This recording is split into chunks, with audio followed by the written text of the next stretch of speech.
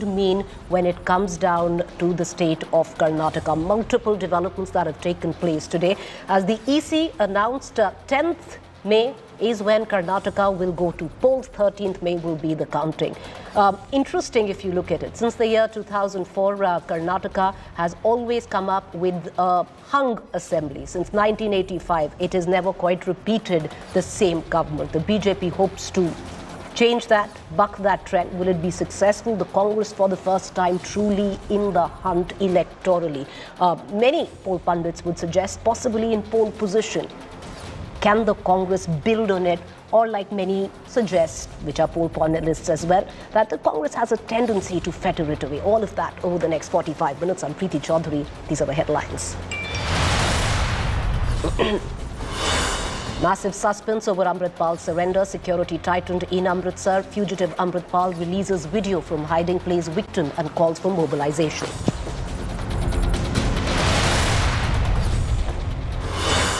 State of War Karnataka officially kicks off. Karnataka to vote on May 10th in one phase. Results to be out on May 13th. Politics erupts over a video of Karnataka Congress chief DKS showering wads of cash from a campaign bus. BJP alleges cash thrown at voters. DKS says money was for artists.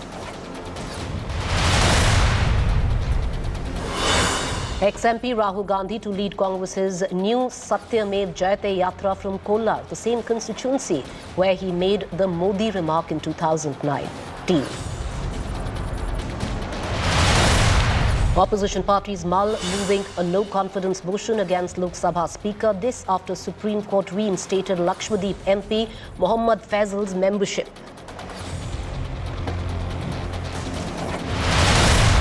Namibia cheetah gives birth to 4 cubs at MP's Kuno National Park 3 days after Sasha, one of the cheetahs, had died due to kidney ailment. But these pictures warm your heart.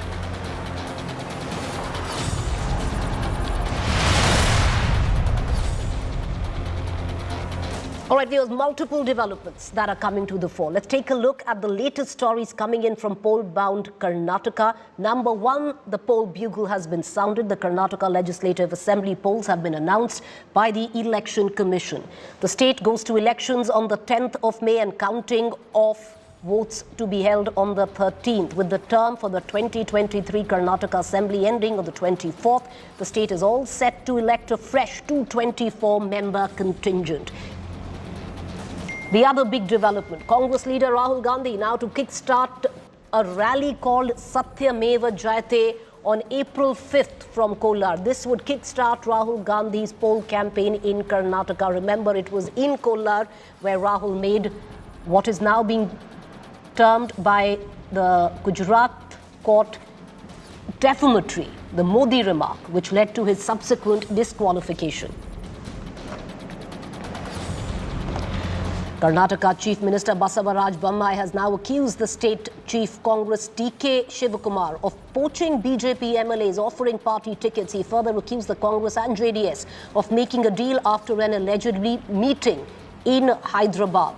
The Congress says the BJP is on a back foot. And a side note, the Aam Aadmi Party will also fight in the upcoming Karnataka Assembly elections. AAP will contest all 224 seats in Karnataka. Earlier, party senior leaders released the party's manifesto for the ensuing polls earlier in the day. But will this just be a token fight by Arvind Kejriwal, where he trains his guns on elections coming in later in the year on states like Madhya Pradesh, Rajasthan, Chhattisgarh? And as Karnataka edges closer to the assembly election, State Congress Chief D.K. Shivakumar was spotted showering 500 rupee notes at artists carrying deities near Bevinnahalli in Mandya district during the Praja Dhwani Yatra organized by Congress Party in Sri Nagapatna.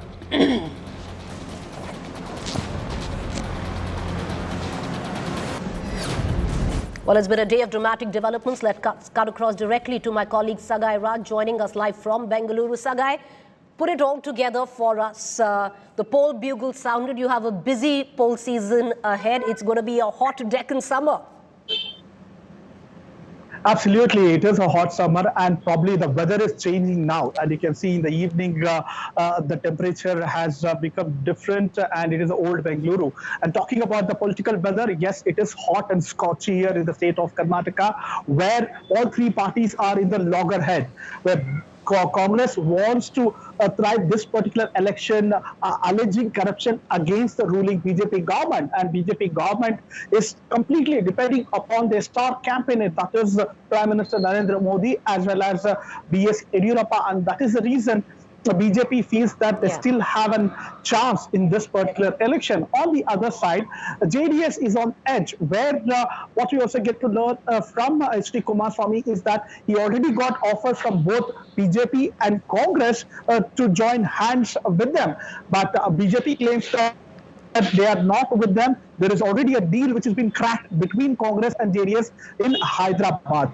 But we need to wait and watch how it is going to turn around. On the day one, when the election day has been announced, there are a lot of political developments in the state where D.K. Shivkumar asked that EVM, which had been used in Uttar Pradesh and Gujarat, should not be given in Karnataka, and the same EVM should not be used during the electoral process. So there is a demand and there is a counter attack from the BJP on the same. So a lot of development is expected as the day reaches near to the election, and all seems to be quite hot summer in the political weather of Karnataka. Well, like I said, it's going to be a hot Deccan summer, Saga. I appreciate you joining us. We're going to continue to come to you and your entire battery of reporters who are going to descend on Karnataka, in Karnataka, as well as our crack team of our Karnataka Bureau, getting you the very latest coming in from the state over the course of the next 45 days.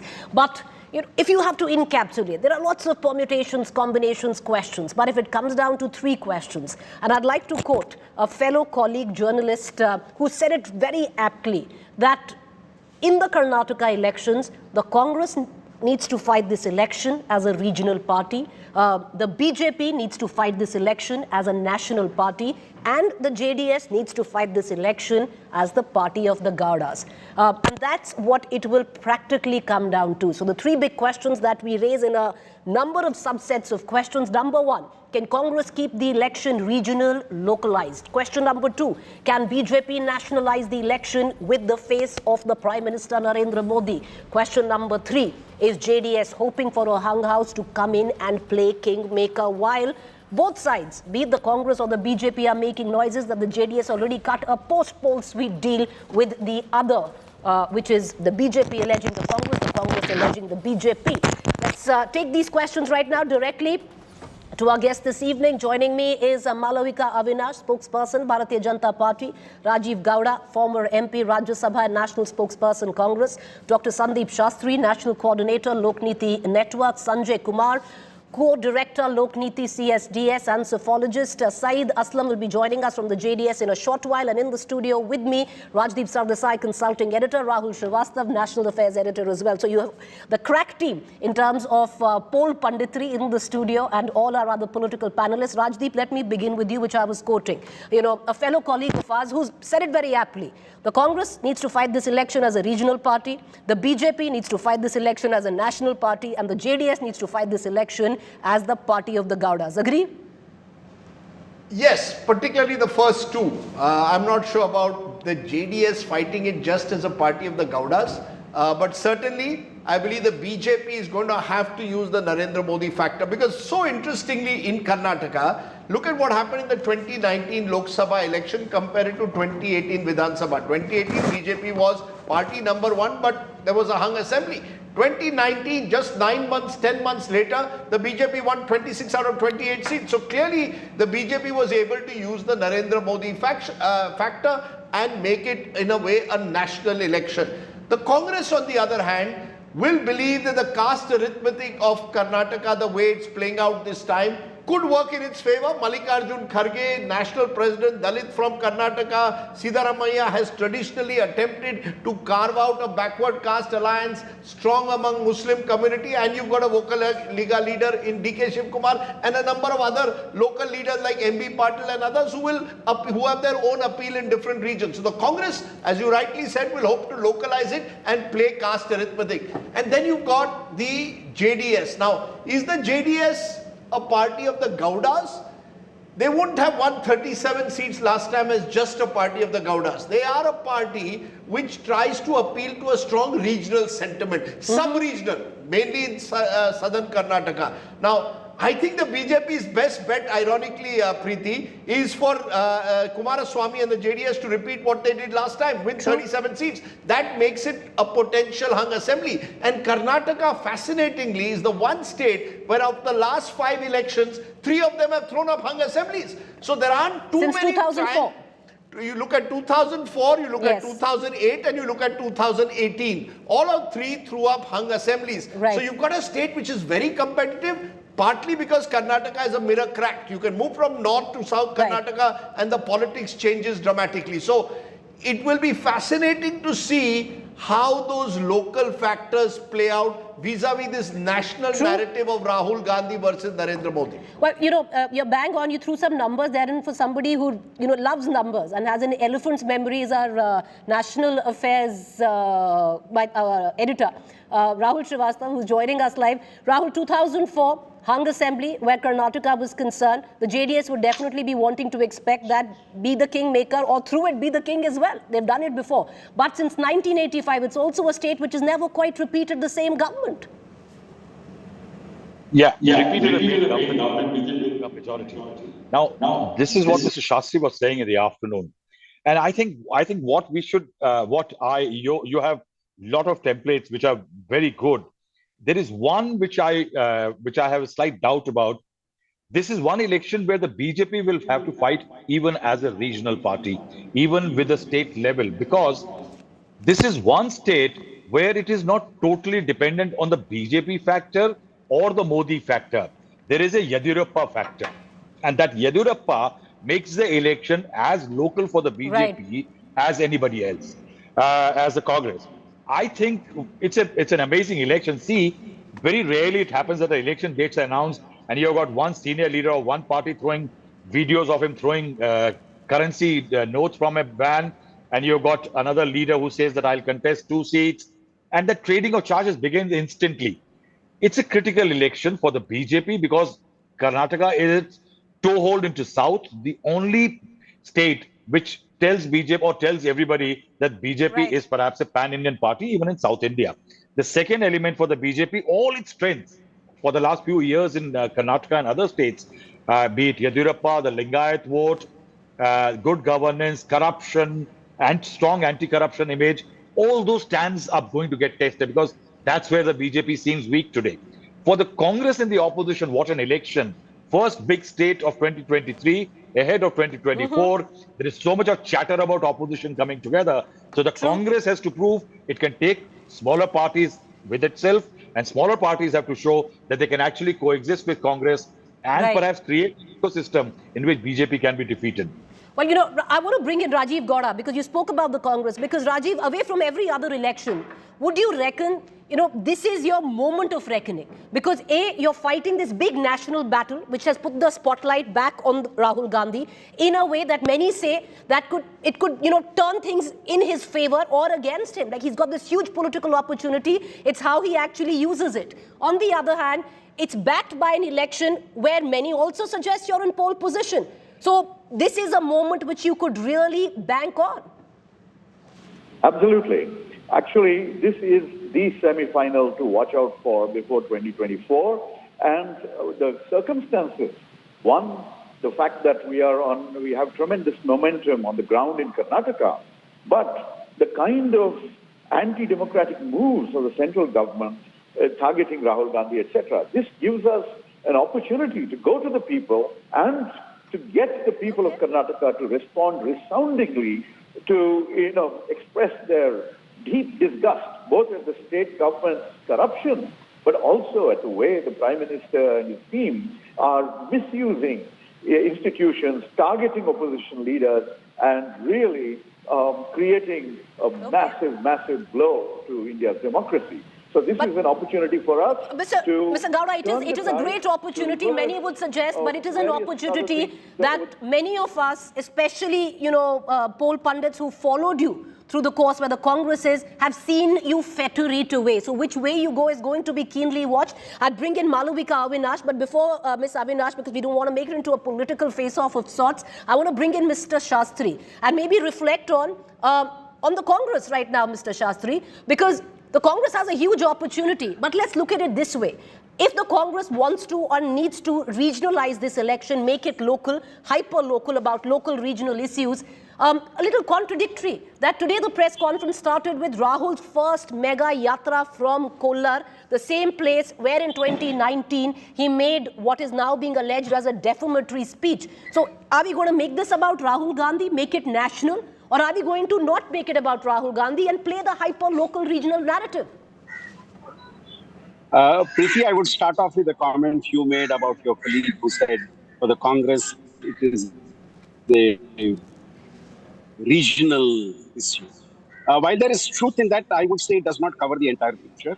Rajiv would endorse my point that in the past history of Karnataka, Congress has had several opportunities, but they have had the knack to snatch defeat from the jaws of victory.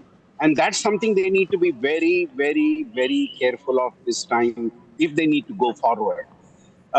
They are focusing on local issues, and I think Rahul Gandhi's disqualification gave them an opportunity to pan in the national canvas. But I think strategically, the Congress is looking at local issues simply because the BJP wants to focus on national issues and its national leadership.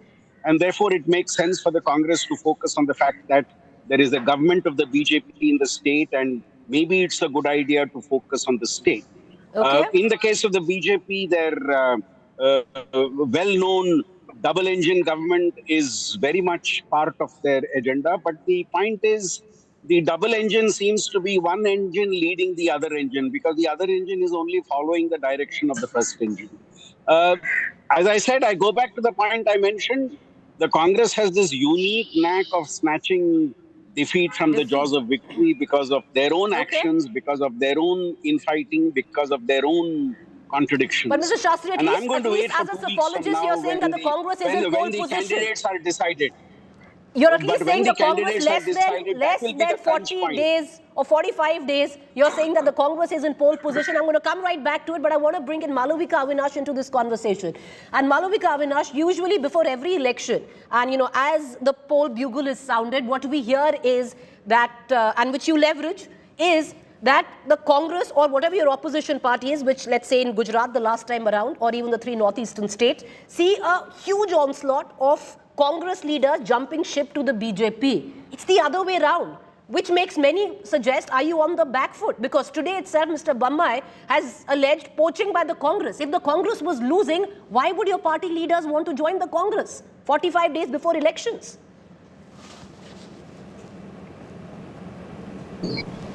If the Congress was winning on its own, why would they be poaching members from the BJP? I ask you that right back. Therefore, we are going to continue with the pro-incumbency run of the BJP that you've seen in Uttar Pradesh as well as Gujarat. And Karnataka, both the government in the state as well as the national government has done enough for the people of Karnataka to seek a mandate all over again. And we do hope that this time it's a full mandate for the BJP so that, we get to begin from where we are leaving off today. Okay, I want to bring in Mr. Kumar, and then we'll come back to Rajdeep Sardesai. Mr. Kumar, psephology-wise, if you're sitting here and you're looking at the way Karnataka's panned out right now, would you say the Congress is in pole position, or do you say it's dead heat right now?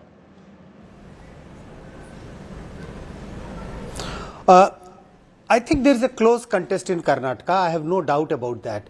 If you look at the last 4 assembly elections, except one election when BJP didn't perform well, in most of the elections, the vote share difference between Congress and BJP has been very, very close. But the way government has performed during last 5 years, there has been allegations of corruptions, etc. So BJP seems to be a little on the back foot. I think Congress, when the campaign starts, Congress would mount a campaign against BJP on the charges of corruption. So BJP seems to be a little back foot if I look at the way government has performed during last 5 years. But still, I say back foot, but again, what gives BJP a slight edge, in my opinion, over others is the divided opposition. Look at, earlier we had witnessed 3-cornered contest in Karnataka. Now this time this is going to be a 4-cornered contest. Congress, JDS and Aam Aadmi Party is also contesting. Aam Aadmi Party has made it clear that they are going to contest all 224 assembly elections. But Mr. Kumar, isn't that just a token fight for the Aam Aadmi Party? The sheer fact they need to contest it because they build a unit there. For BJP by default. So it is a close contest. Congress is in a close contest, but I won't say that Congress is in such a dominant position that they can win hands down this election in Karnataka. All right, okay.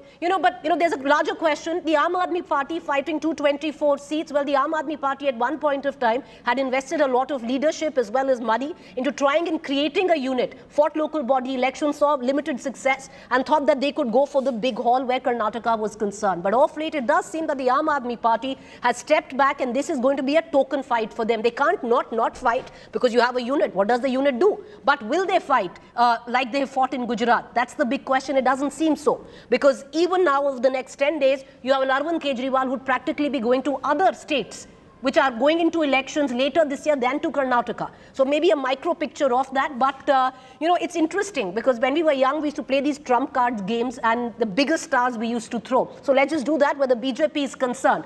3 big names which the BJP is going to be fighting under. The BJP, instead of JP Nadda, that had to be the Prime Minister Modi because they're going to nationalize this election. And Rajdeep smiling because, there's a lot which is said at the back that every election that the BJP looks to lose, the picture changes from Prime Minister Modi to Mr. JP Nadda. But we don't know if the BJP is losing here. Mr. Sanjay Kumar gave an edge to the BJP. So for the BJP, it is Prime Minister Modi, Mr. Nadda, and you have Bombay, and you have Mr. Yediyurappa. Let's get the Congress trump cards in. No, but why is Mr. Modi not there? Why have you not put Mr. Modi there? Yes, Mr. Modi has to be there. Mr. Modi has to be there. Okay. But let's bring in the Congress. Let's bring in the Congress there. Now, the Congress also has 3 trump cards. You have Siddaramaiah, you have DK Shivakumar, and you have, all right, you have the Congress president, Mr. Khadge. But this should have also been Rahul Gandhi because they are using Rahul Gandhi. It's not that they're not using him, but how much will they use him? But there are the others in the lot as well. Of course, the third corner, JDS, you have both the father and the son. And the others in the form of Arvind Kejriwal. You have even the AIMIM, which is going to be vying for votes. You have the Eknath Shinde Shiv Sena, which is now the real Shiv Sena, which will be trying to fight for the Marathi votes up north. Then you have, of course, Uddhav Thackeray, who is trying to be doing the same. Rajdeep, what do you make of it? It's interesting because the BJP's card deck, the biggest card is the Prime Minister. Absolutely, and I would like to know why you didn't include him. Was that deliberate or otherwise? It seemed that whenever the BJP is facing a tough battle, we make sure that Mr. Modi's face is not there and that of Mr. Nadda. But of those 3 faces, the only one who really matters is Mr. Yediyurappa. And I think there is a difference between the Yediyurappa 10 years ago and the Yediyurappa today. Let's be honest. Here was someone who was made Chief Minister, came back in 2019, was removed in 2021. And now the BJP has virtually gone back to him. In that speech that the Prime Minister gave in Shimoga, he didn't mention Mr. Bommai. Was full of praise for Mr. Yediyurappa. Mr. Yediyurappa is a rare leader in the BJP for whom the Margdarshak Mandal doesn't operate. He's 78 and counting. And the reason that they had to go back to him is clearly they don't have a Lingayat leader of substance. My belief is, why should Mr. Yediyurappa, when he knows he's not going to be made Chief Minister, work as hard as he did a decade ago? And without Mr. Yediyurappa, I really don't see how the BJP can hold on to the Lingayat vote, without which it cannot even become the single largest party. Please appreciate, the BJP has never won a majority in Karnataka. It was not a natural BJP state. So the BJP has a tough ride. Plus, and a final point here, if you look at anti-incumbency over the years, in the last 20 years, whichever government has been in power has reduced in numbers in the election that follows. And look at the manner in the number of people who are now switching from the BJP to the Congress. Karnataka is the ultimate weather vane state. I have some fascinating figures. Okay. More than half the ministers in the state cabinet have done multiple features. Will you hold on to this? Will you hold on? I'm going to a break. I want to bring in Malvika and Avinash, and you give us these figures because we're going to be talking about the issues like corruption, civic issues of the other side of the None of them matter. Okay. In Karnataka, caste matters. Okay. In Karnataka, anti-incumbency matters. Okay. Of every 6 MLAs in Karnataka, they've been elected in Malvika, Avinash, I'm going to take you very quickly because we were talking about the BJP trump cards, and Rajdeep holds that every time that the BJP could be on the cusp of losing an election, the picture changes from Mr. Modi to Mr. Nadda, like it happened in Himachal. While Gujarat, you had Mr. Modi. Malvika, Avinash, your producer must take responsibility. Okay. Why does your producer not show Mr. Modi? But okay, can I... No. He's our producer, Rajdeep. May I come in? But, May I come in? Yeah. Okay, I want to bring in Malvika Avinash on Both this. to Ms. Malvika Avinash, the Choudhry question and is, Mr. Sardesai, if the I don't BJP is find it looking funny at a at big all. win, If it's Modi your who's team projected has as the missed big putting face. up, If the BJP is looking our at being an Prime iffy and a Minister's tough picture, contest, it's Mr. I Nadda. don't see the reason for the slip. No, I don't see a reason for this slip. And if they have done so, perhaps they have done so, they have missed out on Rahul Gandhi also. I do not find it funny at all. And the Prime Minister of India is indeed the leader of the BJP and has made us very proud and has won several elections for us. And therefore, what is wrong if we do project him as our face of the elections? So I do not see what is so amusing about it. I don't find anything funny there. You got it wrong. And Our I channel do take has not objection shown to Mr. the manner Modi. in which you it's not you. putting The for BJP these is images, projecting because they're Mr. all your Modi, choice. Have you asked me Preeti's who are the ones producer that has we not want to shown him. project? I cannot hear Mr. Sardesai. However, have you asked me before doing what you have? So I do not think that it's right on your part to even, All right, okay. take the We're going to go discussion into a quick break and we're going to come right back with the latest. Stay with us.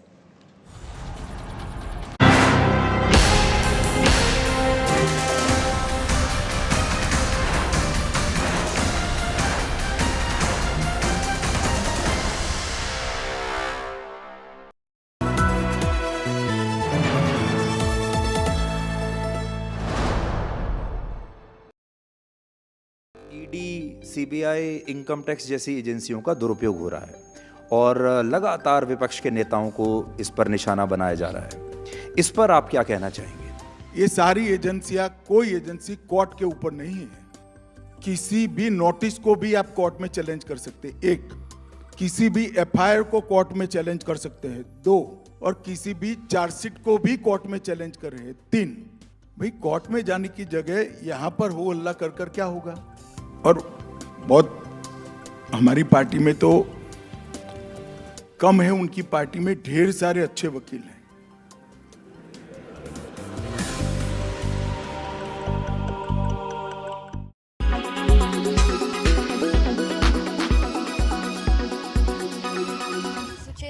From Dhanushkodi's old harbour to Tallaimanar to Archal Munai, a 62-kilometer swim sounds quite daunting and adventurous. So what was it like for you? Incredible experience. It was a lot of excitement. It was a lot of enthusiasm, fear, anxiety, stress. But yeah, it's overcoming all that and finishing what I set out to do is one of the most important things. It's a beautiful, beautiful place, considering the Ram Setu is a very